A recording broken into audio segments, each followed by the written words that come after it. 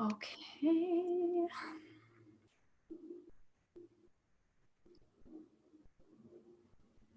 It's loading. Okay. It's live. You can also put the link in the chat for people if they want. I will do that now. Okay.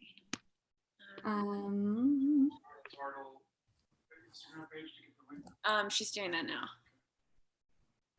You stream on YouTube. Okay. Or they can just view stream on YouTube and then. Oh yeah, cool. Okay. So yeah. All right. Oh. Okay. Okay, so I'm gonna mute myself right now, Gina, and then people will just know it's coming soon. Okay. All right. See you soon.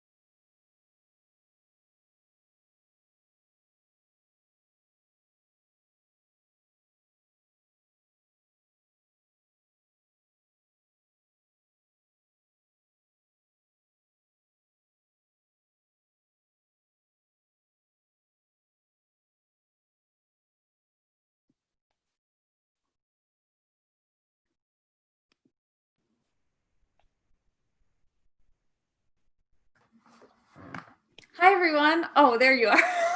Pam. All right, you start. Okay. Thank you guys so much for tuning in. This is Tartle at the Duke. We are virtual this month because it's cold out and Chicago won't let us gather outside. So, Hi, everyone. Oh, there you are. oh no. Oh, sorry. Again. That's my problem. Oh, geez. Okay, muted on YouTube, so we're good now. Okay. Anyways, we have a great lineup tonight. We have 8 readers. So they are all over the US right now. So yeah, that's it. It's going to be a really good show. Thank you, everyone, for being really patient with us. As you can tell, we're not tech geniuses and had some technical problems. So thank you for being on board and shifting gears last minute. We really, really appreciate it. Yeah, definitely. Okay, Cool. Sarah, take it away. All right, thanks, Gina. Our first reader of the evening is brand new to Tartle. We've never had her with us before. So please welcome Sarah Naiman. Hi. Am I seen? Am I heard? I can't tell. You are all good, girl. I'm all good. Oh, yay. Well, thank you guys so much for having me. I'm going to read a little essay that I wrote called Saying Goodbye Punctuated. Okay, here we go. I love change. I do. I'm borderline addicted to it. I've never lived in any one apartment for more than 2 years. I change jobs often, which tends to give my resume a one-way ticket to the reject pile, but frankly, it makes me feel alive. I even rearrange my bedroom every few months just for a little bit of razzle-dazzle. Change shakes you awake when you didn't even realize you had drifted off to sleep. It kicks up this healthy hunger inside you that you can lose track of if you ignore it for too long. 4.5 years ago, I left San Francisco, my then home of 8 years, to start a new life in Chicago. I had only seen the city once over a rushed and unplanned weekend, but I knew it was where I wanted to be. And honestly, the California quirk of paying $750 a month to live in a dining room had finally worn off. I conjured up daringly vague plans to write and do comedy. I had spent a lot of my time in San Francisco writing with my ragtag, chain-smoking, rent-controlled peers. I began to think, what if I actually knew what I was doing? Could I create content that gets absorbed by a larger audience? Could I polish these skills and eventually work them into my career? Most importantly, could I find out why a semicolon exists and what's more, how to use one? Right after my Chicago visit, I gave myself 6 months to work my ass off, squirrel away money, and try to convince someone else to come with me. It worked, all of it. My last week in San Francisco was a manic scramble to soak in every final experience in the city. I stood dramatically on hillsides, taking in views while blasting mumbly, emotional folk music in my headphones. I did all the touristy stuff that I had somehow managed to avoid the entire time I was there. I had never even walked the Golden Gate Bridge. And if you love noise, choking on exhaust, and wondering which poorly driven U-Haul is going to go rogue and launch your body into the bay, I highly recommend it. Each night kicked off with the thunk of a $3 wine cork popping and ended with a tearful drunken goodbye with the people that I loved most. Finally, shrugging off countless warnings about the coldest and most dangerous city in the world by people who had never set foot there, we took off for Chicago. As someone in their mid-20s whose alcohol tolerance was at its peak and whose most thought-out plan in life thus far had been to do comedy, I was exactly where I needed to be. I met some of the most driven people I will ever know. I was perpetually amazed and sometimes scared by what came out of their brains. People were experimenting with comedy in ways that would never be allowed anywhere near broadcast television. I saw someone recite a monologue while scooping fistfuls of mayonnaise into their mouth for an audition. I watched a live performance of Full House reimagined as a murder mystery musical. I saw something called The Blood Show. I wanted to be one of those people, and I was ready to do whatever I had to become one. And whatever I had to do turned out to be joining the, and I say this as someone who just finished watching HBO's The Vow, cult, known formally as the improv community. I enthusiastically funneled thousands of my hard-earned dollars into improv classes that once completed were rewarded with more classes at different improv theaters. Every night after class, you continue giving your money to the theater by buying local craft beer from the bar that's boldly located directly outside your classroom door. Then, every night without fail, you're faced with the same decision. Do you go home to rest to be ready to work a full day at your 9 to 5 job? Or do you do what all your new funny friends are doing and spend more money on craft beer and stay to watch a late night show?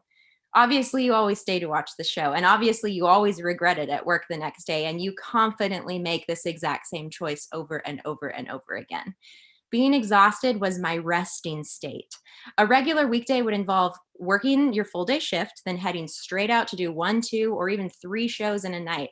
And if you were lucky, they'd all be at the same theater, but more often than not, you'd be hopping around town on the L, spending more time on the train commuting between shows than at the show itself. It wasn't uncommon to leave in the middle of a rehearsal in one room, run across the hall to do a quick set in the theater, and then run back across the hall to finish out the rehearsal. I look back over my planners and I see month-long stretches where I didn't have a single day without something scheduled, be it a show, a rehearsal, a class, or a hangover. And I was always surrounded by my new hilarious friends, and everything resulted in laughter to the point of tears. And then, as though the story of our lives were scripted by M. Night Shyamalan himself, we were hit with a wholly inexplicable and unwelcome plot twist. And you can tell how long it's been since I've done any comedy based on my readily whipping out an M. Night Shyamalan joke as though it's in any way culturally relevant. The ramifications of COVID are not unique to my life, so I'll spare us all going back over those details. We all understand, we're all there, we're all still living this every day. So it will come as a surprise to absolutely no one when I say that it came to a point where nearly everything that brought me to Chicago and everything that was keeping me there was fading away. Half of my friends had already decided to leave. The job I loved had all of a sudden become labeled high risk. The theater I spent 5 nights a week in had a jarring and unceremonious end. Even as I write this, their website remains untouched, a Chernobyl-esque reminder of what our lives had been like a few months prior. 2 months into COVID, before I had officially decided to move, I had to make a quick trip back home. I spent a few weeks standing outside my grandpa's bedroom window at his retirement home, holding up a colorful sign that said, "I love you, Papa." Sorry. I watched as my mom learned that she wouldn't be able to come in and hold her father's hand while he passed because of the new safety measures. And 2 weeks later, I shared words about what he meant to me and what he taught me about love at a small, time-limited graveside gathering. And my family trudged through all of this in like a weirdly muted daze. And every once in a while, someone would quietly remark, "This isn't fair," when what we really wanted to do was just slam our fists down on tables and scream, "This isn't fair. This isn't the goodbye he deserves." But there's no one to demand anything from, and there's no one to complain to because this is happening to everyone. So I kept my mouth shut. I let all my thoughts storm around my head in silence every time I pressed my masked face up to his window and tried to get him to understand why I couldn't give him a hug, despite his endless beckoning for me to come inside. After that, the decision to move home was pretty easy. I love change. I do.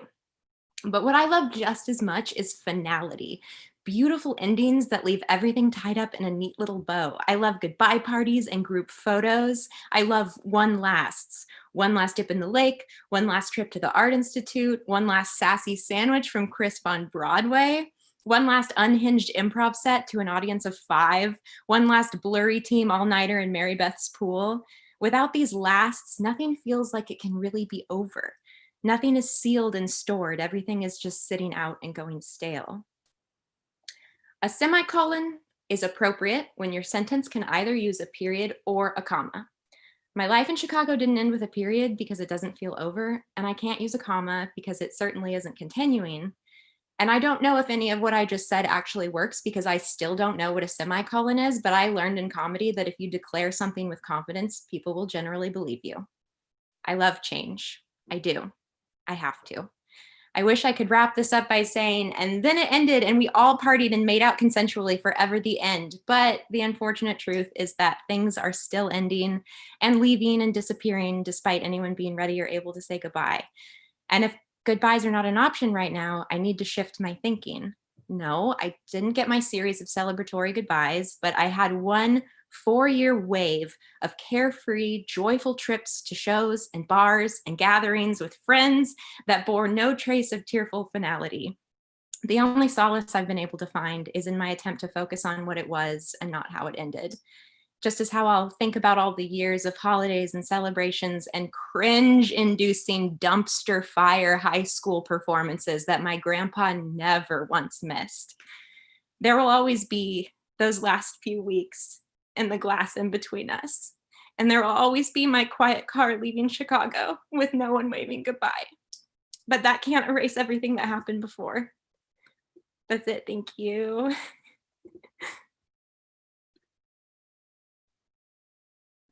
Oh, Sarah, thank you. That was really beautiful. Thank you so much for sharing that. I think a lot of people listening and watching relate on a lot of levels.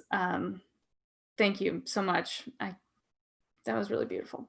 Okay, please welcome our next reader to the virtual stage, Kenneth Yoder. Hey guys, I'm going to read a piece for you called Frank Lloyd, Right or Wrong. There was an architect named Frank Lloyd Wright. He's dead now, but this dude built some serious stuff. And according to his website, the first uniquely American architecture, the prairie style, was created in his Oak Park home studio. Oak Park is a suburb of Chicago. Chicago is in Illinois. The blurb about how the prairie style was created in his Oak Park studio feels almost passive aggressive with how humble it's trying to be. Now just say it in plain language. Say Frank Lloyd Wright was this boss-ass American architect who invented a whole new style of architecture he called prairie style, right? Maybe the intention of this was created language, passive language is to try to sort of elevate Frank's whole vibe as this artist by implying that he's but a conduit, sent to Earth with the divine mission of interpreting the universe for us. It's a subtle difference in language, but architecture is all about subtle differences. So you got to think they know exactly what they're doing. But say it, plain language. Because if anything is prairie style, it's plain language. Possible, I'm overthinking this. Point being, I did click through to the cart where I paid my 40 uniquely American dollars in exchange for 2 tickets of the tour to his most iconic example of the prairie style, the Roby House. It is important for my vanity that you understand that I don't get particularly jazzed up to go play tourist in my own city. It's just that me and my fiance at the time were in a death spiral, filling our time with diversions in hopes that we could avoid telling each other the truth for just one more day. Her name is Sarah, but I'm tempted to say that her name was Sarah because she was my fiance. She still exists in the world, which makes her an is, but she's no longer my fiance, which makes her a was. And speaking of words that are up their own ass, fiance, gross. But you're in love, and saying gross things is part of the bargain. Now, falling in love is different than being in love. While falling in love, simply being in the company of your person, gross, is rapturous. You do things that you do things like make Google Doc bucket lists, gross, of all the things you want to do as a couple, and then you actually do a lot of the easy ones. That's how I learned to make shrimp Creole. But this tour, it was never on the list. Yet, here we are. And as we walk up, my first impression is that this home is ridiculous. It's a damn mansion, is what it is. And having grown up on the prairie, which is to say Lincoln, Nebraska, my gut comes equipped with a dickhead detector. And it is pinging as hard as it ever has. Okay, a dickhead definitely lived here. Specifically, a rich dickhead with fantastic taste. There are types. Original prairie homes were slopped together with big mud plops. Sod being the fancy word for these mud plops, if that's any indication of how shitty these homes were. Cows up on the roof and barefoot, malnourished incest children inside. Existence is a nightmare. But this is not that. No doubt about it. This is a beautiful home. Imagine a bunch of big triangle and square and rectangle blocks all plopped together in a way that's super casual. The exterior, it's all brick, but they're like cool people bricks, not poor person bricks. The whole vibe of this place feels like it's definitely hotter than you, but it likes you anyway because you're funny and not like annoying funny. What I'm trying to say is this home can do better than you, and we both know it. We can't find the door, so me and Sarah linger on the sidewalk trying to look as casual as possible for two people that have clearly grown apart. Brilliant design if you think about it, I joke to her, trying my best to block out the thought that maybe we would both be happier alone. All it would take is for one of us to be brave enough to insist on loneliness for as long as it takes for that to feel natural again. Which makes me think loneliness is a fundamental component. Loneliness is a fundamental component of prairie life, I think, to myself, as a line of fresh-faced tourists march toward us in a formation led by a short-haired, sturdy woman in a blue shirt. In my memory, every person on this tour is wearing a blue shirt, but that feels implausible. Memories can't always be trusted. As they pass us, an occasional clump of giddy conversation will sort of float to the top of a broadly unintelligible slurry of idiot talk. That is to say, everyone on this tour is somehow in love. Everyone's a couple. Everyone loves each other.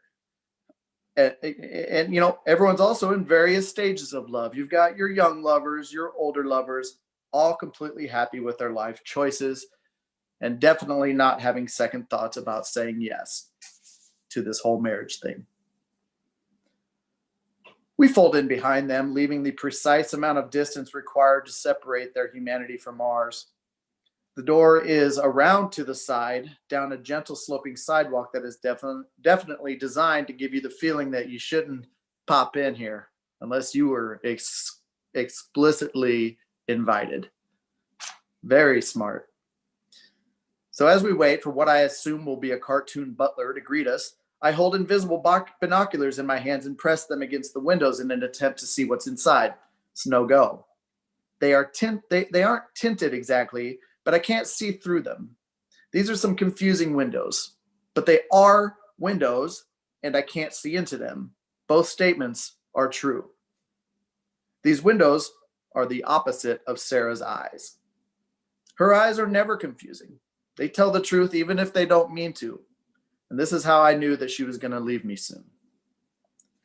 The door whooshed open, sucking in some of the outside air. Sadly, it wasn't a cartoon butler. It was a pink-haired art student volunteer. This is not a judgment. It's literally how they introduce themselves. Hi, I'm a pink-haired art student volunteer. Straight talk, direct language, prairie style. We enter this architectural wonder by way of a mudroom. There's probably a more precious word for it, but I'm calling it a mudroom. Foyer? Whatever the word is, the ceiling is low, which I wouldn't have thought to notice except that we are told that it is low ceiling by design. It's a technique of Frank's called compression and release. The idea is that when one enters a space, if the space makes a person feel compressed, then that person is easier to fuck with emotionally later on. That's the release part. Now, I admit, I do feel a little bit like a baby bear cozy in Mama Bear's den, safe from Papa Bear. Papa Bear's scary because Papa Bear would happily rip the flesh off my baby bear's skeleton and gulp it down. Nature is a nightmare.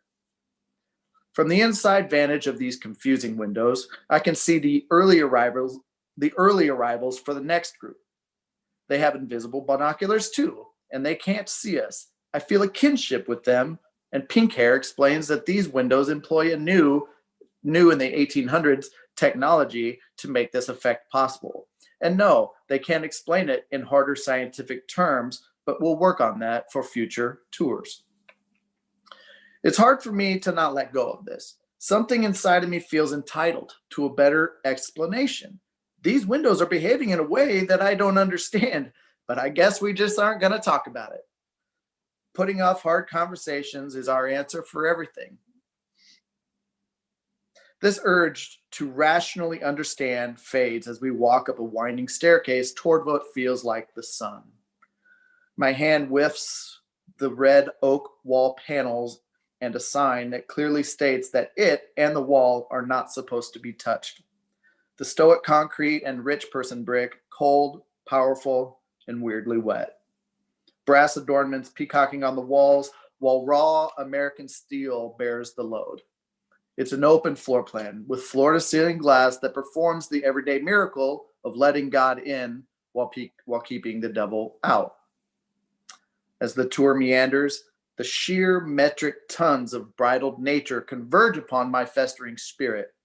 What started out as open hostility toward this tour ended in a befuddling spiritual awakening. Everything is going to be okay, and also everything is not going to be okay. Both statements are true. Sarah eventually married someone else, and they started a family. I'm happy for her. And also, I'm not. Both statements are true. That's it.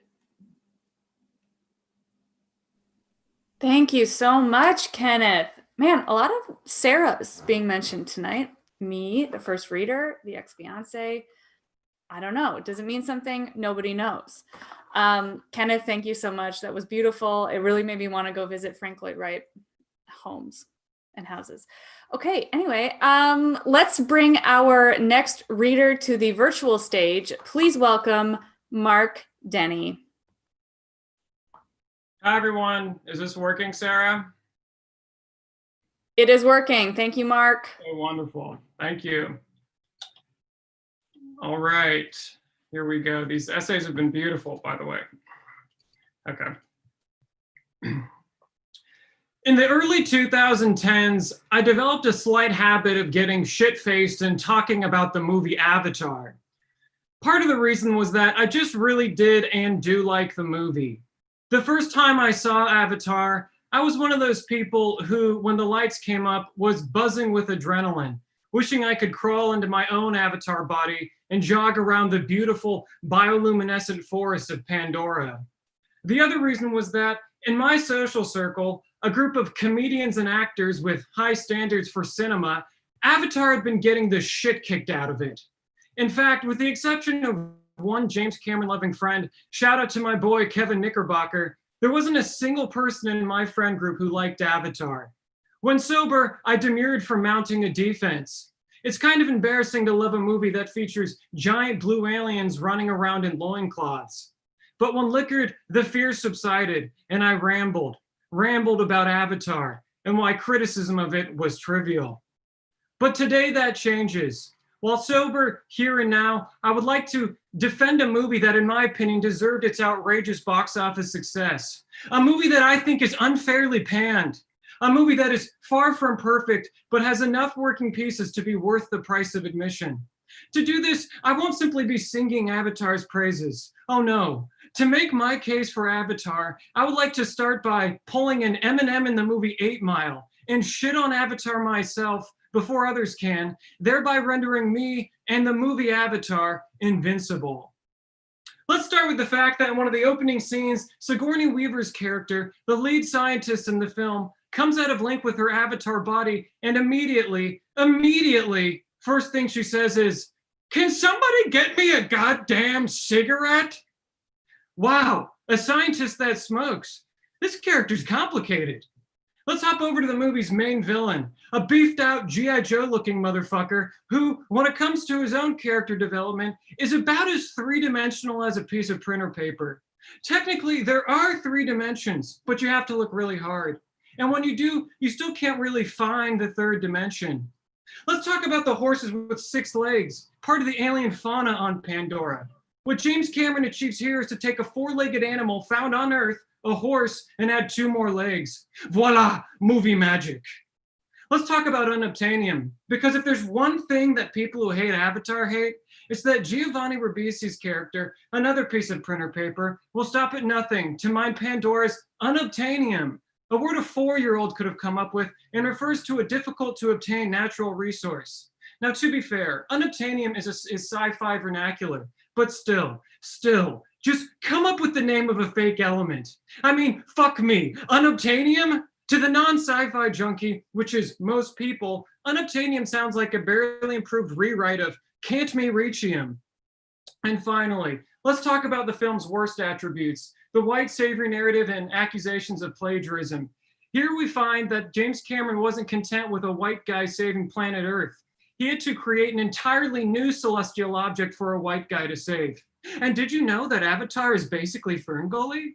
LOL, whoops, don't tell James Cameron. He spent $300 million on CGI horses with 6 legs. That'd be embarrassing. So folks, I get it.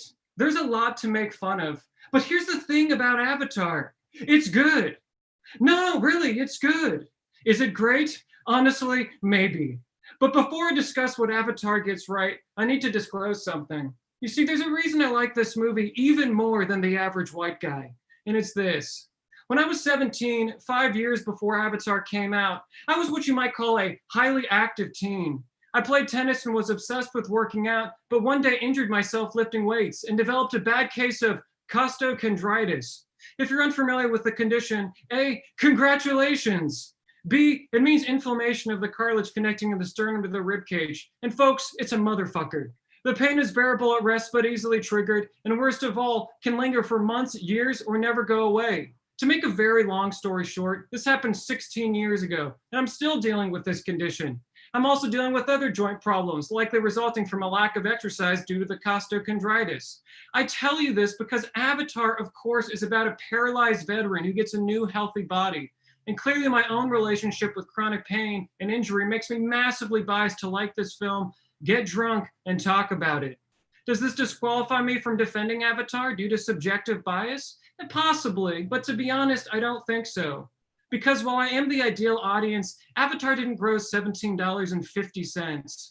On the contrary, Avatar is the second highest grossing movie of all time. Of all time. Clearly, this movie gets something right.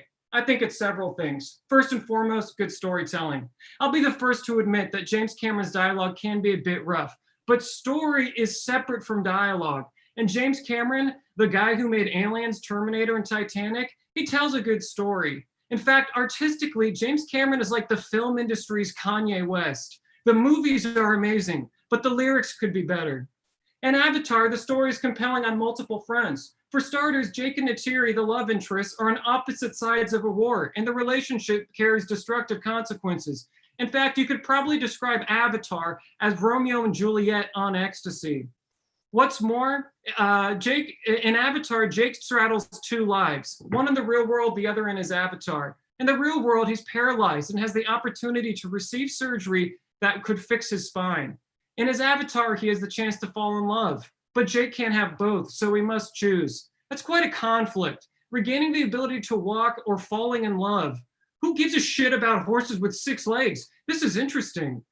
What about character? Yes, Sigourney Weaver's character does request a cigarette within 3 seconds of appearing on screen, but she also functions as a source of morality and mentor to Jake. As the movie's as to the movie's main villain, whose name is Miles, sure, he's a bit two-dimensional, but his relationship to Jake is more complicated. Miles and Jake are military. They have a strong bond, but unlike Miles, Jake is a veteran. The military is his past. This bond then is a regressive force on Jake, one that stunts his development. In other words, Miles is like Ben Affleck's character in Good Will Hunting, except less obnoxious because he's not portrayed by Ben Affleck. If that's not a win, I don't know what is. The second thing that Avatar gets right, visual effects. Even critics of Avatar acknowledge the effects are amazing, but then giddily bat them aside as a distraction from the real problem with the movie, the word unobtainium. But in films, a visual storytelling medium, visual effects matter. Who would enjoy watching The Matrix if Neo, instead of dodging bullets, did the normal limbo whenever anybody shot at him? He'd be dead on a Chicago rooftop, roasting in the sun with 30 minutes left in the movie.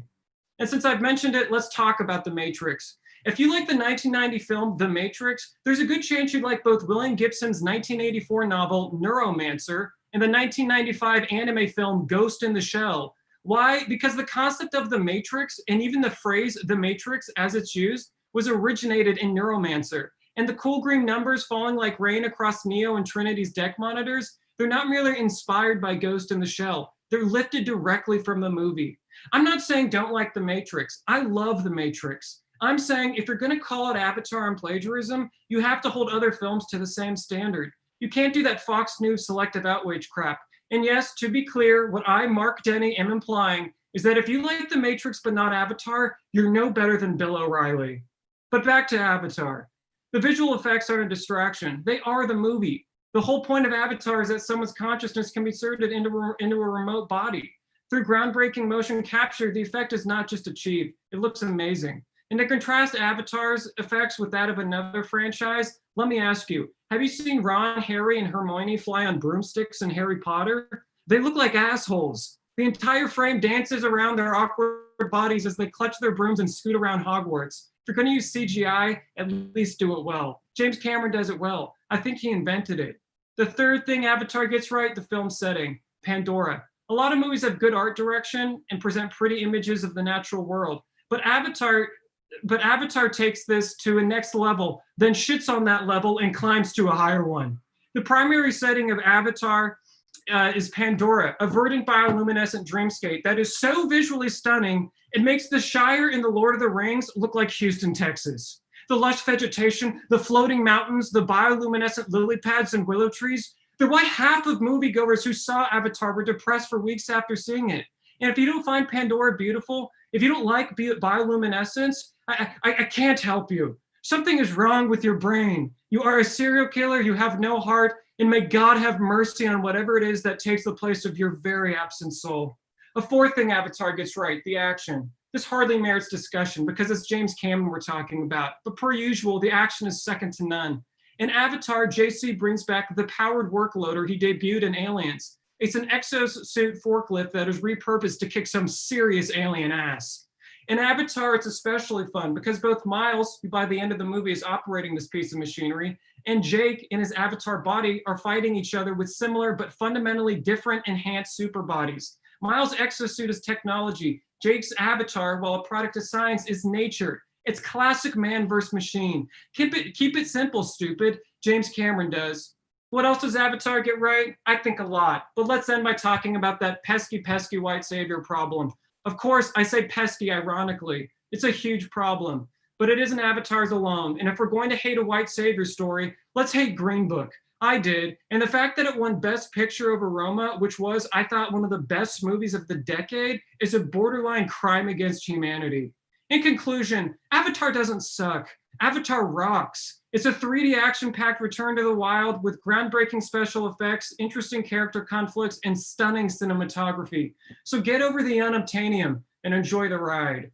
Thank you.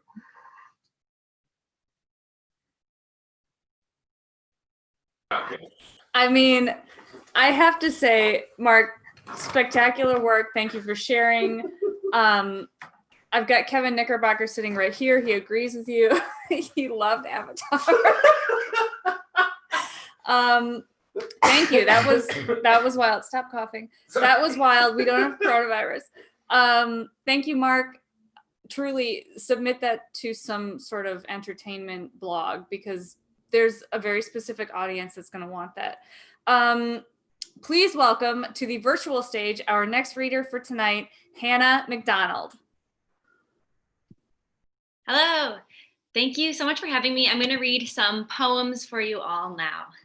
Okay, this first poem is called 10 Worst Dates, a Toast. Feel free to raise a glass and set it down when your arm gets tired. 1. To the date who showed up 20 minutes late and insisted on showing me pictures of his Chihuahua Wiener Pitbull mix, even after I told him I wasn't into dogs. May he one day find a partner who is charmed by the ugly things in life. 2. To the date who made eating disorder jokes as we shared a plate of potato skins and told me he was moving to New York in a week. May he encounter a New Yorker who has the gumption to kick him in the balls. 3. To 9/11, may we never forget. This is worst dates. 4. To the date that said his roommate was having an emergency, left, and never texted me again. I really hope his roommate's okay. 5. To the date who talked exclusively about the science of brewing beer and then told me he was moving to Germany in a week. May he find a nice German beer scientist with whom to live happily ever after. 6. To the kind that isn't wrapped in bacon, may I never encounter this kind. 7. To the date who was super hot but wore a low V-neck Van Halen t-shirt, like why, and tried to convince me that he was ugly as a kid, may he learn that very few people have sympathy for ugly duckling syndrome. You're hot now, so shut up and be grateful. 8. To the date who showed me his combination Grateful Dead Pink Floyd tattoo, may he never show it off on a first date ever again. 9. To May 16th for personal reasons. 10.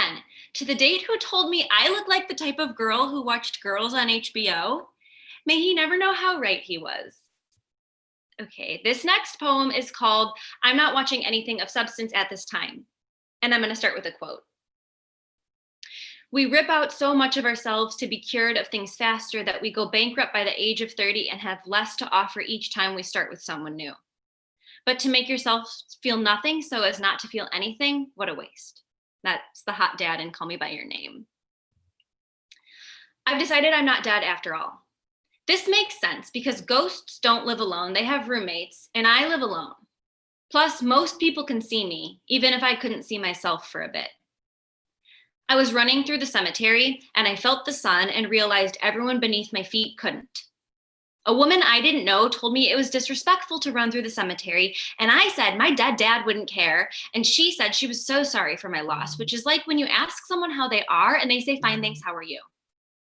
It's easy to numb myself, but I can't feel alive if I feel nothing at all. I was going to do a sober September, but then I found a pumpkin beer I really wanted to try, and it tasted just like all other pumpkin beer.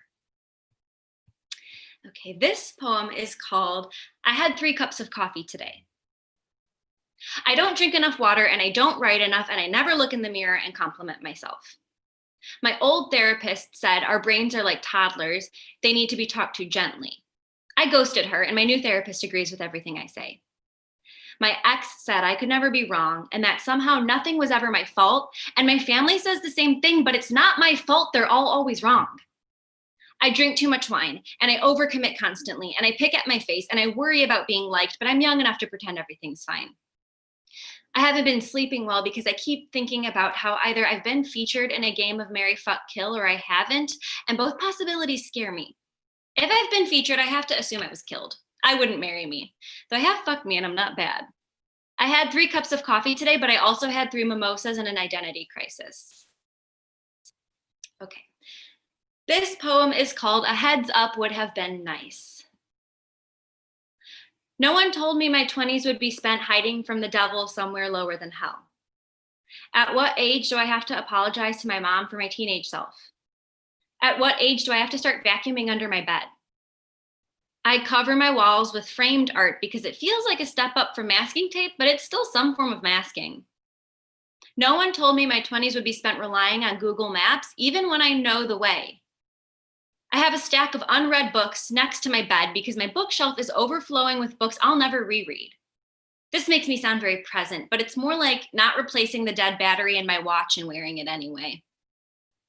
No one told me my 20s would be spent stressing about not wearing sunscreen every day and not doing a thing about it. If I don't sweat the small stuff, then I'll drown in the big stuff, and drowning is simply not my dream death. I plan to die of carbon monoxide poisoning. Okay, this poem's already almost a year old. I wrote it in January of this year, and it's funny because it's about resolutions, and it's just sort of a snapshot of how I thought this year was going to go, and boy, did it not go that way. It is called I Had the Flu on New Year's Eve, but that's not why I didn't kiss anyone. And this is a Seinfeld poem. That is the genre, not the title. That was going to be the title, and then I was like, no, that's the genre. My 2020 resolution is to only use dating apps while taking a shit. This is called multitasking. I also resolved to be less crass.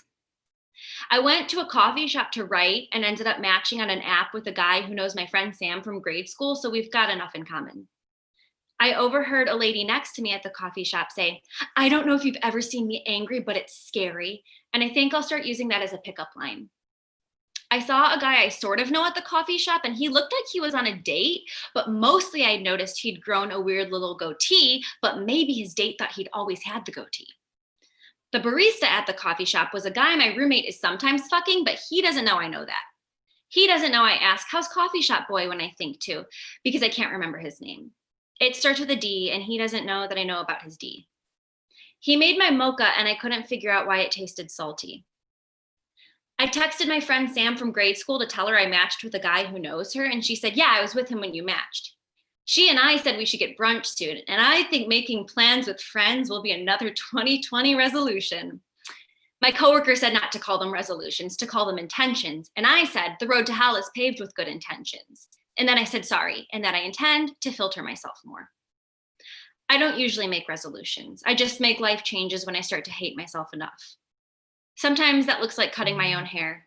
Other times it looks like getting into reformer Pilates or bourbon.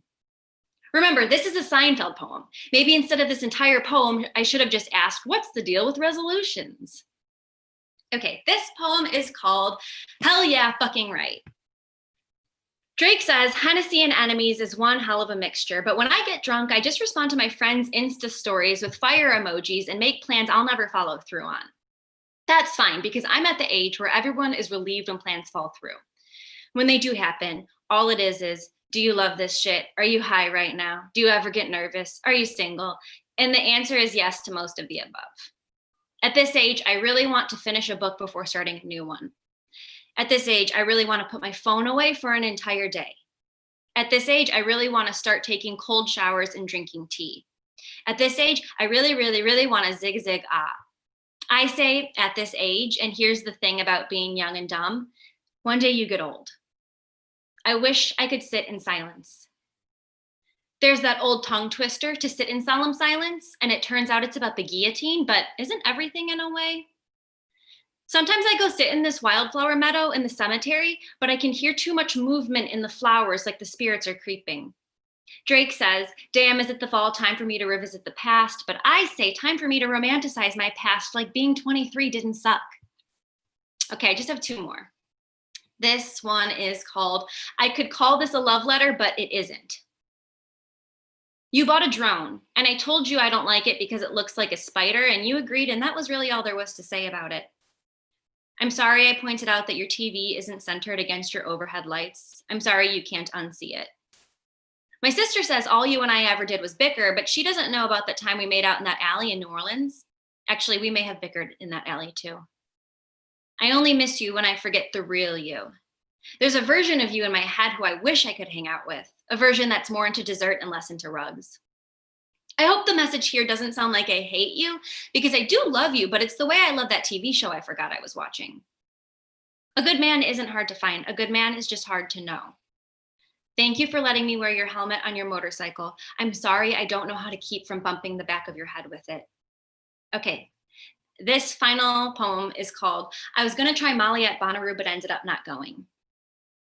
I keep saying this is the year I try cocaine, but what I think I mean is this is the year I stop trying to control everything. I'm done teaching boys how to fold fitted sheets, and I'm done counting calories, and I'm done telling friends that events start a half hour before they actually do. I keep saying I can't smoke weed because I get antisocial, but today the CoStar app told me to be silent, so maybe I need to text my ex's dealer. But first, I need to take a break from social media and finish the book I'm reading and call my mom. I keep saying I want to drink less, but what I mean is I wish I could walk into a room full of people and feel like a firework. Sometimes my tongue feels too big for my mouth. I don't like the unknown, and that's why I like smartphones more than surprise parties. Thank you. Oh man, thank you so much, Hannah. That was so fun. Whew, I feel like we just got hit with a laser show of words and emotions, and that was awesome. Thank you so much for doing that, for writing that, and for sharing it with us. Okay, great. Our next reader for the evening, you may have seen him at Tartle at the Duke before. His name is Andy Junk, and he will be reading something different this time. Yes. Awesome. So thank you so much for that lovely introduction. I'm Andy Junk. Some context on this piece is my brother was recently hired as an accountant for the Kraft Heinz Corporation, and he lives with me. And during one of his trainings, he was asked to create a use story for a Kraft Heinz product, which essentially means a story that sort of integrates Kraft Heinz products into a typical consumer's life. So I was inspired by that. This is not his story. This is my story that I wrote as inspired by that. Once in my younger days, I came across a boy in one of his darkest moments, attempting to shoplift a box of Kraft macaroni and cheese from a Walgreens. "Ho, child," I beckoned. He stopped suddenly in his tracks, every fiber of his slight frame tensing. I was not an employee of the Walgreens Corporation, but I was world traveled enough to know what would be in store for him if he were to be caught by one. Embarrassment, shame, police, jail time, maybe even the electric chair. "Child, come hither." His head fell and he shuffled toward me, unable to meet my gaze. If he did manage to pull his eyes from the floor, he would not have seen an icy stare of judgment, but a warm look of concern and comfort. I had no desire to punish this child, just to understand him. "What is that nestled in your overcoat?" I asked. As he pulled out the familiar blue and orange box that he was holding next to his heart, he began to sob. "I'm sorry, sir. I'm sorry. I'm just ever so hungry, and I have only but $5. I took the box from his loose grip and placed a hand upon his shoulder. "Don't worry, my boy. I'm not here to turn you to the authorities. You say you only have $5 on you, just 5. Because even on a budget, Kraft macaroni and cheese is a filling and satisfying meal for only $2.19. The boy looked up at me quizzically. "Only $2.19. Why, even I can afford that." I was about to place the box back in his hands, confident that he could walk out of this store with a hearty meal or two and no shame in his heart. But before I did, though, I thought to ask the question, "Have you the remaining requirements? Do you have a splash of milk and 2 tablespoons of butter?" He looked crestfallen. "Margarine will do in a pinch," I offered, but to no avail. His demeanor crumpled. "I'm sorry, sir. I suppose that maybe I'm not ready for this meal. Perhaps I should just abandon all hope of an honest life and fall deeper into a pattern of crime. There is no path for me in this world save for the one that leads to the ruddy gallows." "Hold, boy. How did it come to pass that you find yourself in such dire straits? Do you not have a father nor mother to mind you?" "A mother, yes. A father, once." His voice caught in his throat. "My father was a wealthy businessman and an entrepreneur of great renown. We never wanted for anything. Any luxury we required was at our fingertips. We vacationed on private islands with exotic names we could change with a wave of our pocketbook. We were waited upon by a slew of well-compensated servants and could comfortably gild any object we possessed without significant dent to our bottom line." I was shocked, looking at the dirt-covered urchin before me. "But child, how did you fall from such a great height?"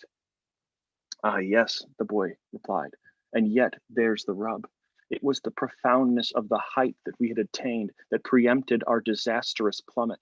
My father's wealth, while providing us with such comfort, also attracted a dark cabal of opportunists that conspired against him. Their devious plots came to fruition one summer's afternoon. It was a sunny day, a Tuesday, that I lay floating on in an inflatable upon one of our many pools, sipping upon a glass of chocolated milk, when my valet ran to the edge of the chlorine-infused water with tears in his eyes. "Lockwood," I shouted, "you've left your quarters without fastening your right cufflink." It was rare that Lockwood erred in any respect, but to see his vestments out of order was so disconcerting that it made my blood run cold. I felt a terrible blow was about to befall me, and I was not mistaken. "Master Dupont, 'tis your father, he—" Lockwood's mouth clamped shut, unable to relay the dastardly news. "What is it, Lockwood? My father what? My father what?" I shouted, knowing in my heart the answer.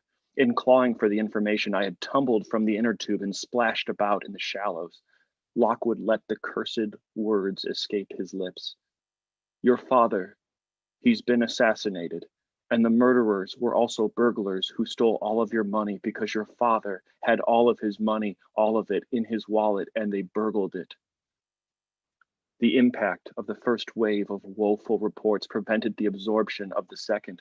"Father, no, it cannot be. He was just here this morning enjoying some Oscar Mayer bacon, bagels with Philadelphia cream cheese, and a piping hot cup of Maxwell House coffee, and you say that he's dead?" "It's true, young sire.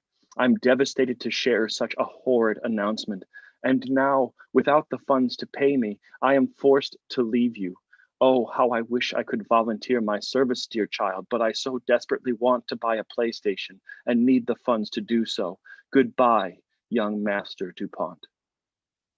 And so, thus abandoned, I found myself floating through life from one grift to the next to survive, making meals of naught but rice and grass stolen from birds. And now before you, you can see the wretched remains of the DuPont empire. The boy in front of me wept openly. Sir, I so wanted to have but a glimmer of the life I once knew, the sweet taste and satisfaction of a bowl of Jello brand gelatin, the crunchy give of a honey roasted Planters peanut, the savory tang that Miracle Whip brings to a sandwich. I know that it was wrong to attempt to steal, and I have no excuse. You have shown me the error of my actions, and worse, the growing pestilence in my soul. I'll just have to learn to live without the luxuries of my youth. I was amazed, watching as the laminate tile on the floor grew slick with his tears. Dear boy, do you not realize that the products you have such a fondness for are not only of high quality, not only gentle reminders of a simpler past, but affordable as well? It cannot be, he replied. Surely such decadence must come at a comparable price. And yet, I said, grabbing a pack of Easy Kraft macaroni and cheese from the shelf and indicating the price, the Kraft Heinz brand continues to defy all expectations. But the milk and the butter, my child, I shouted, clapping him on the back. Easy Mac is just that, easy. No butter, no milk is required, just a bit of water and an appetite. The boy was overwhelmed and threw his arms around me. Sir, I know you not, but you are my savior upon this day. I have saved no one, dear boy. I am merely a messenger of the truth that Kraft Heinz makes products that outperform any competitor in taste, satisfaction, and affordability. Kraft Heinz is not simply a brand born and cultivated by the hardworking and innovative men and women of America. Frankly, it is America. The boy agreed, and I watched him happily bound to the checkout counter with his $5 bill and the fortune of delicious Kraft Heinz products he could purchase with it. The end.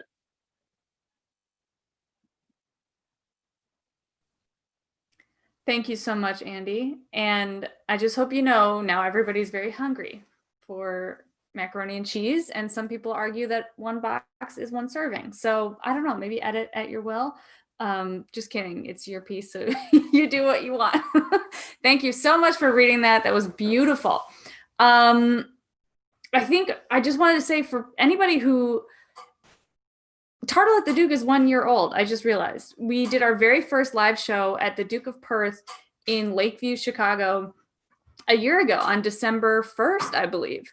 So thank you to anybody who has watched the show before or submitted to the show, done the show, performed the show, stuck with us through coronavirus and doing outdoor shows and attempting these virtual events. Thank you. It's been a really fun adventure and we're very excited to continue it into 2021. Big time fingers crossed that we will be back at Duke of Perth soon at some point. You know, let's all pray to whatever gods we believe in that we can be there again next year. And in the meantime, we are going to keep continuing these virtual shows. I just want everyone to know that. There's been a couple people reaching out and asking. Please welcome to the stage our next reader. We are so excited to have him here. He used to live in Chicago, not anymore, but might be back for a little bit. Who knows? I should do my research. His name is Tyler Parker. And please welcome him to the virtual stage. Hey, thanks, Sarah. That was nice. Thanks, Gina and Sarah, for having me, and everybody's been so good tonight. So yeah, this is the second chapter of this novel that I've been working on for a while. I think the only information necessary to go in with is that the guy's name is Table and the woman's name is Lady. And I wouldn't say anything, but you know, the guy's name is Table. So yeah. On their second date, he took her to the Arby's in Apatolia for an early dinner. They sat in the booth nearest the restrooms, discussed the ethics of stealing from department stores. The pads of ladies' feet rested on the heels of her sandals, and Table's knee bounced. She saw for the first time on his right arm, Jeremiah Johnson Is My Favorite Movie. He dipped his hand into his water and rubbed the liquid on his face. But yeah, they're not expecting you to pay for small stuff, he said. Like a TV, yeah, you got to pay. But you go on a Kmart and get what, a watch? Like not a nice one with the what's it, how it's not, you know? It don't got any of the numbers, she said. No, it's a watch. Watches have numbers. Some don't. Some are just the lines. He sat there and stared at his roast beef, thought about if she was right. She took a drink of her tea, knew she was. Laundry list of watches in his head. He realized she was correct. I've given it some thought and you're right, he said. Some are just the lines. But I'm talking about like it's only electronics. It don't have the hands. Digital, she said. Digital, shit, digital. But yeah, toothbrush, nails, daggum pins. I ain't gotta pay for that shit. Catch me paying for the rain before I pay for some motherfucking pins. That just sounds wrong though. It's not. They account for it with their prices. They know people are going to steal because they know some people need to, so they charge too much for big stuff. Like you go in there to buy a bicycle. Ain't no reason a bike would cost more than shit, $50. But you see some bikes in there, they're like $100. It's ridiculous. They're charging that to account for folks taking for the Q-tips or tape or whatever. I don't believe you, she said, but that's all right. Neither were fazed by the disagreement. Neither understood why. They took bites of their sandwiches. Lady looked around. On the opposite wall were white Christmas lights arranged in the shape of palm trees. Paper mache Jamocha shakes hung from them like ornaments. Table's right hand was under his chin and his right elbow was on the table. Meant to say, I'm real into you though. You got a dynamic personality. You're clearly intelligent. You have an interesting mind. I like how you talk about things. Your body's radical. I'm very attracted to you. You too. She wore a dress, yellow with bellflowers on the collar. Her earrings were golden horses hidden by her hair, and still she wore the mastodon around her neck. She has a mastodon necklace, I should have said. He wore black jeans and a white button-up, starched collar, black duster vest. She took a napkin from her tray and wiped her mouth. Smells good in here, he said. Arby's smells good. These curly fries are talented. It's a big-time fry. What were you like as a kid? He would change subjects quickly without warning, and it was fun for her to not know what was coming. I don't know, she said. I was a kid. You're still a kid, huh? He asked. No, you're just a geezer. I should have said he's old and she's young. What does she do for fun? You want kids? Not really. Do you? Yeah. Maybe they wouldn't be so bad, he said. What do you do for fun? Or what'd you do for fun? We didn't have a TV. Went outside a bunch. They were working all the time, so I was just alone. Sit in trees, would just climb up there, talk to myself. Grandma had one of them little Chevy Loves, do errands with her sometimes, ride in the bed. I like that. We had a Yorkie named Jennifer. She was very difficult. What else? We sneak in movies. I love movies. Be naked in the pond if there wasn't anybody around. Normal stuff. What'd you do? I had some friends, used to drive around too, throw rocks at nice cars, fight with gas station attendants. We'd hang out in the old, Vernon's. May have been before your time, but they had a bigger parking lot. It was off Rivaldi over there before the old elementary school, right up against where Cheeseburger Lomney's laundromat was before she got famous. We'd sit out there, mess around, kiss on girls. You're wanting to impress me more than anything in the world, she said. What kind of music you like? Country, but I like pop stuff too. Some rap. What country?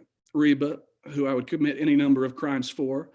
Slimy Willow and the Hogs, Wanda Jackson, Spud Davis. Oh, Junior Takes a Pill. So good. What about you? Table reached into his vest and pulled out his flask. Airbrushed on the back was a white woman in a purple bikini with a tiger beside her. He drank the rest of his water, poured the whiskey into the cup, took a drink. Lady ate a fry and raised her eyebrows, added some to her Coke. I skew older, he said. Merle, Charles Church, Duppy, George. The band's my favorite band. I don't know. The boring answers, I guess. Ralph Stanley, actually worked for him in Virginia one winter. Got a picture with him. He signed it and everything. To my good friend Table, thanks for being so interesting and thoughtful about my work and for helping me with my lyrics as well. You've got the gift. It was a Polaroid. I lost it though. He braced for impact, felt nothing. She let that lie go too. He was still working hard to get her. She felt complimented. She was worth lying to, worth him pretending he was cooler than he was to secure her affections. He worried he wasn't enough for her. She loved that, fell harder. Remind me to tell you my Marty Chisholm story, she said. Okay, he said. But yeah, I know a lot about music. I like it. I think it's compelling. Oh, you know who I dig? Gud Suggs. If you're drunk, then them planes are like shooting stars. Beautiful song. I love Gud, she said. I'm bored a lot lately. Don't know nobody have fun like that no more. You'd have some fun with me? I would. You look just as nice with your hair down as you do with it up, he said. Have you completed your beef and cheddar? He took her to his place, a 1-bedroom, 2-bath red brick out in the sticks 6 miles west of town. They parked in the driveway. Here go the palazzo at Pink Creek, he said. 7 plastic flamingos were duct taped to wooden stakes stabbed into the dirt on either side of the front door. Oklahoma Sooners caps stapled onto each of their heads. A basketball goal had been cemented into the ground in the side yard south of the house, patch of concrete the size of the lane jutting away from the home. In the front yard were 2 blue lawn chairs with a cinder block in each seat so they didn't fly away. Pink Creek ran along the back of the house. The car windows were down and they heard the water. Table got out. Lady stared at the drive they'd come down, felt warm. In the west, the sky was huge and alien. Polished lava spread over pink attic insulation, purple and blue bulbs leaking down through silver clouds. She got out and sat on the hood. He leaned against the driver's side door. The wind was not there, and after a minute of nothing but the creek, he moved toward her. His jaw was tight. She looked perfect, and he was proud of himself. Lady heard his feet in the gravel. Her jaw was tight. He touched her knee, put his mouth by her ear. She kissed his shoulder. I could kiss your face, Table asked. You can explore some, Lady said. He started on her right cheek. She felt his mustache first and smiled. He kissed her lips, held there. She kissed him back. 10 seconds later, they stopped. Every day you can do that to me, she said. Your tour begins now, he said. On the rug inside the front door were the words, I'm a mat, I feel nothing. Lady stood on it, looked down at the turquoise carpet. You can take your shoes off, he asked. I like my turquoise. Ain't no mud on me, she said. Shoes are rude to carpet. Take them off. Thought only white folks with money was having people do that. You don't know what's buried in the yard. Okay, Arby's. Shit.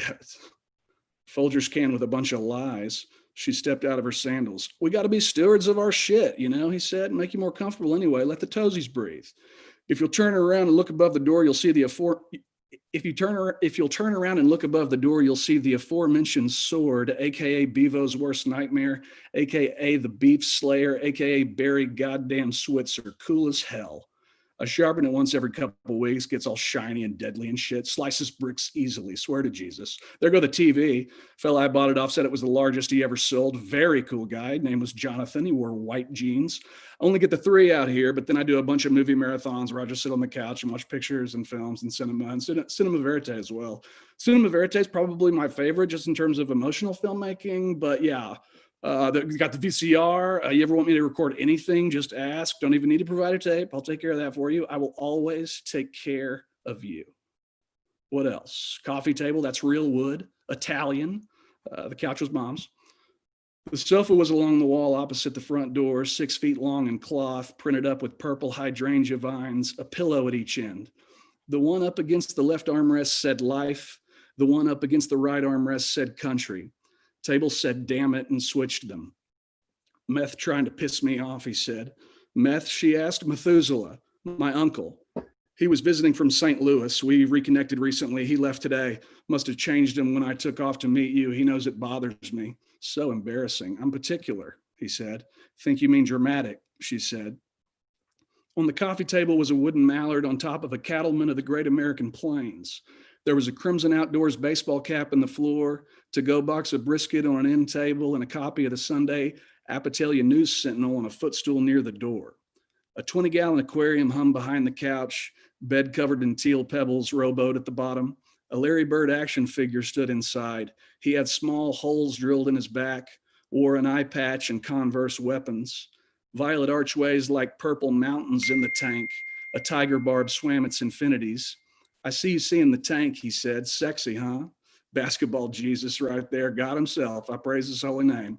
That's my fish. Her name's Fish. I named her that because she's boring as hell. But yeah, there's the kitchen. I'll fry you up some catfish sometime. You like catfish? She nodded. Excelente, he said. Dining table, actually French, very cool. Beautiful construction with regard to detail and structure as well. The table was a brown rectangle. On it sat a pitcher of lemonade and a to-do list. 1, TP. 2, sea dragons. Do they breathe fire too? How's that work? 3, no nightmares. 4, call Dillard's about that shirt. Table drank from the pitcher and waved her toward the hallway. What's there? She asked. Lions and tigers, he said. No bears? Of course not. That'd be unsafe. She followed him into the hall, 3 framed pictures there. So this first one's just me at like 5, he said. That's the old place, was over there behind Harps. He sat in his underwear, face blocked by a watermelon he was eating. His hair rose above the rind and sprayed curls like blonde slinkies. Then here's Mom, he said. She's about 35, 36 there. Profile shot at the kitchen table, camellias on her blouse, a Mendo can, ashtray. Then us later on, he said. She had white hair and thick square glasses. The front of her shirt said, I have mixed drinks about feelings. He wore a green tank and his arm was around her. Neither smiled. What was her name, lady asked. Kay, he said. They're all real nice pictures. Thank you, my dearling. They got beers and went outside. He took the cinder blocks off the chairs, set them on the ground. Footrests, he said. An orange power cord hung across a window on the left side of the house and he plugged it in. Multicolored Christmas lights lit up along the roof and railing of the porch, spiraled around the wooden beams at either end. The pasture reflected off the ranchero. They sat next to each other. She was comfortable. He held out a cigarette. Stick, he asked. She shook her head. This is cool, he said. Hang out, kick back, a couple cool kids. Your flamingos are nice, she said.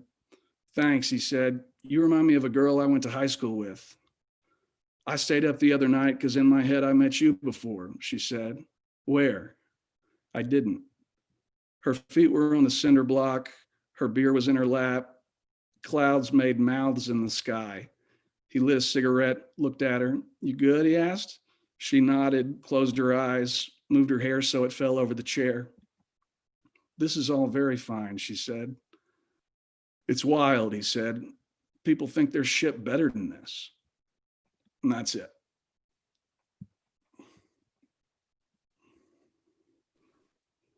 Outstanding. Thank you so much, Tyler. Woo! Man, that was great. I think, there was 1,000 beautiful, crazy, fun lines.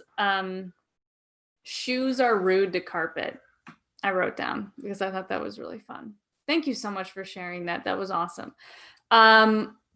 Okay, we are getting down to the last 2 readers of the evening. Please welcome to the virtual stage my co-host and one of the funniest writers I know. Truly, this piece I love so much. Gina DeLuca.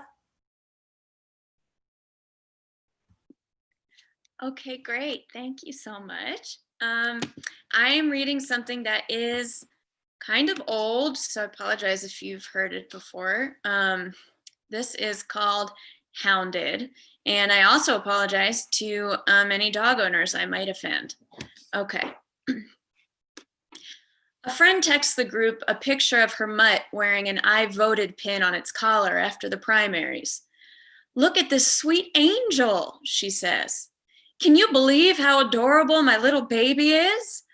Still looking for validation, she posts the same picture on Instagram and Facebook. Aw, others say, liking the photo, validating the shit out of her. What's he doing now? She can't believe it.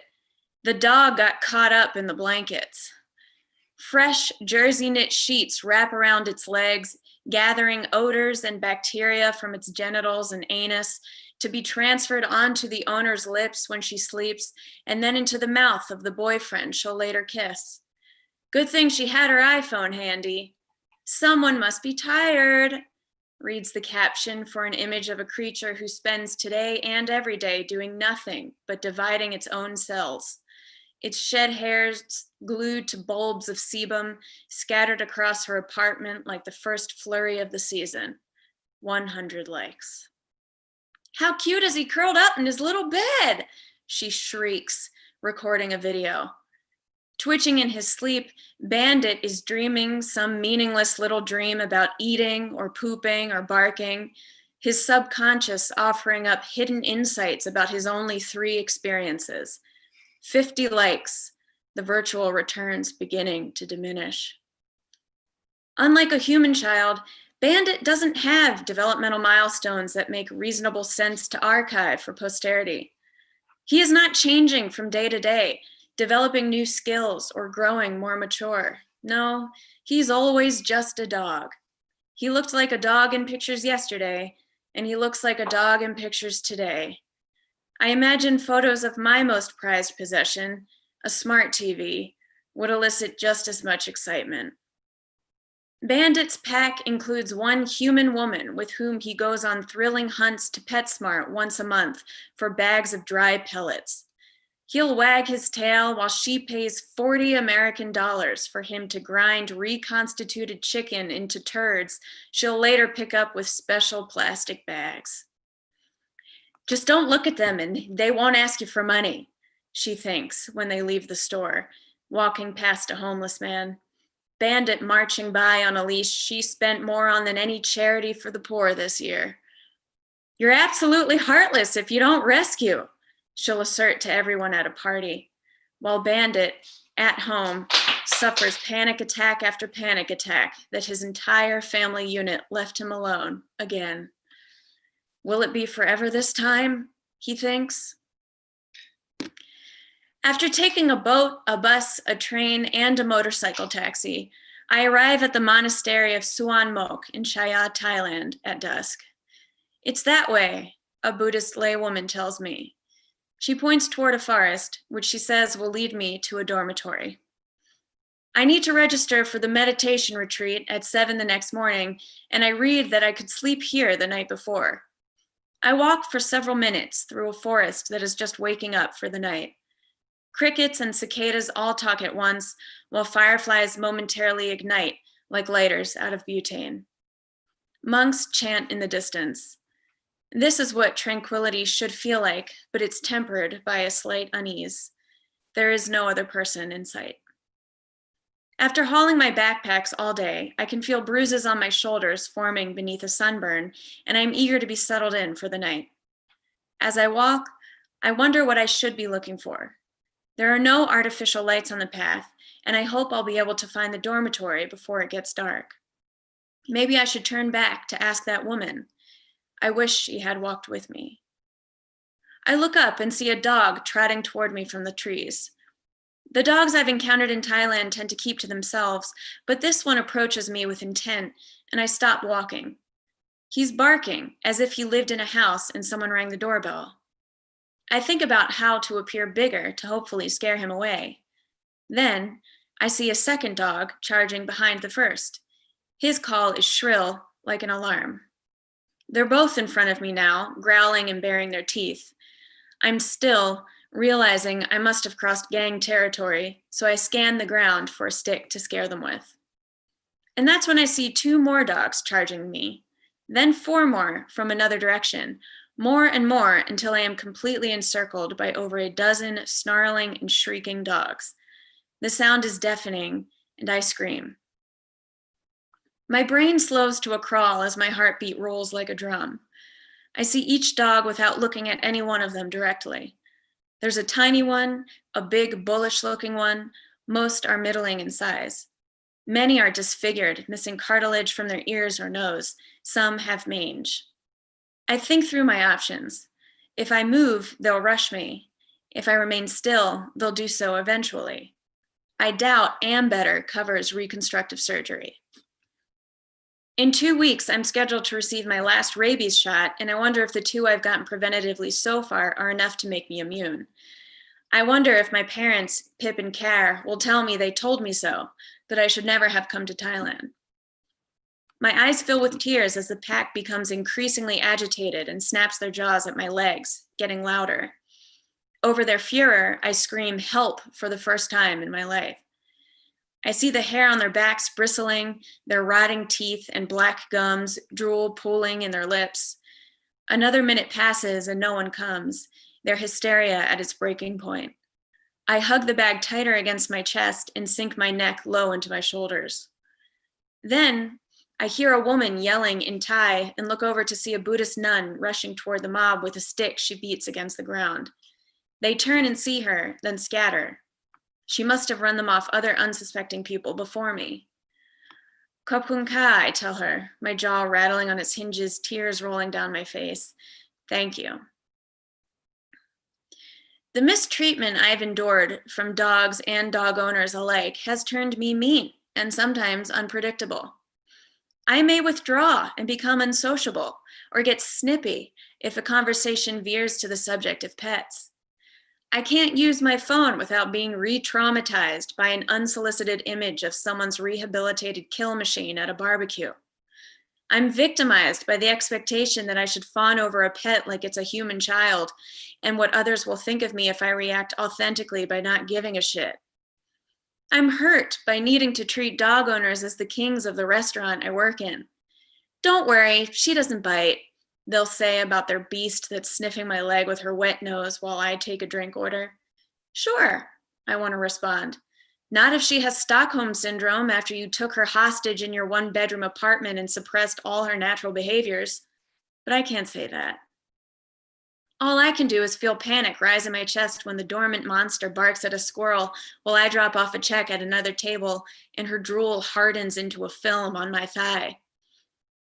I wish there existed a rescue center for humans in need of care and comfort after abuse by dogs and the people who love them. Maybe a strong, sweet man will see me at the no-kill shelter and know I was the one he wanted to share his home with, our connection apparent from the start. He'll find out as much as possible about my personal history and then, undeterred, carry me into his efficient little car with his huge arms. He'll earn my trust by promising to take care of me, saying over and over how adorable and hilarious I am. On the way home, we'll stop at Costco and Anthropology to pick up all the food and textiles I need to be excessively comfortable. It won't matter how plush my little bed is, though, because at night, I'll just crawl into his after some heavy petting. Sometimes I'll get anxiety and act weird around his friends, but he'll be very understanding and demand that others be as well until he can afford a therapist. While he's at work, I'll run around the couch or yell at the people I see outside.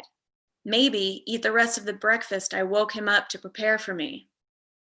The second he walks through the door, I'll jump into his arms and give him so many kisses, and he'll be just as excited to see me, knowing he has to take me out for some fresh air. He's had a long day and would like to just sit on the couch, but he understands that my needs come first. As soon as we walk outside, a stranger stops us in order to compliment me and him by extension. He's delighted, so proud that I'm his and he's mine. I am a lot of work, but moments like these make it all worth it for him. While we're out, he buys me my favorite treat, ice cream. I look so cute eating it that he takes a picture, sends it to his friends, and posts it on Instagram. Who rescued who? Reads the caption. 200 likes. Thank you. Okay, thank you guys so much for watching and listening. We have our final reader, the wonderful host this evening, Sarah Ashley. Thank you so much, Gina. A terrifying and hilarious story that I've heard before and I love. And also, Gina, I apologize in advance for the story or piece I'm about to read for you. This is a list and it's entitled Articles That I, an aspiring comedy and memoir writer, wrote as a freelancer this year based on popular search terms.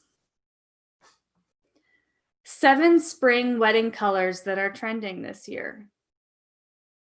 18 halter top wedding dresses we're swooning over.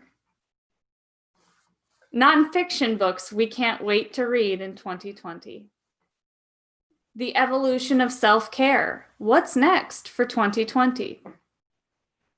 5 things super organized people have in common. This Chicago theater locked 8 people inside its walls during a pandemic to write a sketch show. 10 best cleaning products you must have for the ultimate spring cleaning.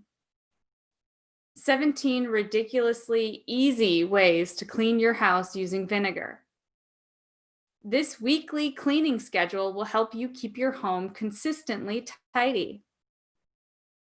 How to deep clean a mattress, because you should every 6 months. What is relationship anxiety? What to do when your partner doesn't want to be intimate. How to deal with rejection and brilliantly use it to your advantage. 7 signs you might be falling out of love and how to navigate the process. How to stand up for yourself. 18 steps to take even if you're the shyest person in the room. How to not be jealous and harness those negative emotions for good instead. 8 letting go of resentment exercises so you can stop holding that grudge and move on with your life. Why does my cat lick my hair? 10 best-selling cat collars and harnesses on Amazon. 10 indestructible dog beds. 7 signs you're spoiling your dog and how to do it the right, healthy way. Why does my dog eat grass? 20 plants that are safe for dogs. 25 products made specifically to calm your anxious dog. 28 cat-friendly plants that are safe for your furry friend. 26 ridiculously cute presents for your pet, all under $30. 7 genius indoor dog exercises and activities. The best cat carriers for any reason you might need one. The best dog boots for every type of 4-legged adventure. The best dog food for allergies. The 20 best dogs for seniors. Are acorns bad for dogs? Can cats eat avocado? Can cats eat eggs? Can cats eat watermelon? Can dogs eat pomegranate? Can dogs sense pregnancy? Cat body language, 34 ways your cat is secretly communicating with you. Crate training a puppy, absolutely everything you need to know and need. Dog body language, 45 ways your dog is secretly communicating with you. 3 dog dental chews that are vet approved. 40 funny dog Halloween costumes for the silliest pup you know. Gesundheit, why is my cat sneezing? How often should you wash your dog? How to calm a dog during thunder. How to express dog glands. How to give a cat a bath. How to give a dog a bath. How to groom a dog at home. How to make homemade dog shampoo. How to stop leash aggression according to experts and real dog owners. Shout out to Megan Brennan. How to stop my cat from bullying my other cat. How to stop puppy biting so I can finally introduce my dog to everyone. New puppy checklist. Everything you need for your new family member. 24 non-shedding dogs because you're allergic but desperate for a pet. The 12 best dog foods for puppies that you could have delivered ASAP. The best clumping cat litter for your picky feline. The best dog training books for every type of puppy parent. What should you do if an off-leash dog approaches you while you're walking a dog? Why do dogs lick their paws? Why does my dog freak out around other dogs? Why is my cat shredding all my toilet paper? Why do dogs shake? Thank you. That is my entire list and my piece for this evening. Thank you to everybody who came out to watch the show, to perform in the show. Oh, there's Mike. Oh, Mike Garrity. Yeah, that's Mike Garrity. Okay, hello. There he is. There he is. There's Kevin. Oh my God, I loved all of those. Everybody's piece tonight was so great. And Sarah, you really are a warrior for writing those. Well, you're a warrior for facing a herd of Well, yeah, but that's different. dogs. I mean, there was a lot of good information you offered a lot of people, so thank you. Well, if anybody wants to read any of the information I just talked about, purewow.com, you can find all my articles there. Cool. For real, thank you to all of our writers and readers tonight. We had Sarah, Hannah, Kenneth, Mark, Andy, and Tyler.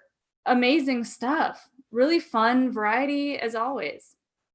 Yeah, thank you guys for reading, and for everybody who listened and commented and watched. We really love your support. So we will be here next month for sure.